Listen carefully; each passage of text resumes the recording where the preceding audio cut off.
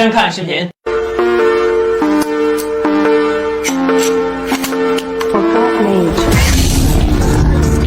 买回来了，走，开操！又是一把光剑啊，这个看着更炫酷，咱也玩一下试试啊。零件还很多啊，咱组装一下。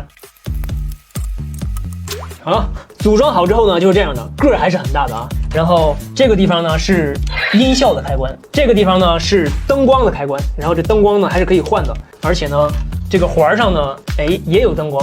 玩的时候呢，这样一转，就出来了，还是挺炫酷的啊，逗小孩玩还是不错的。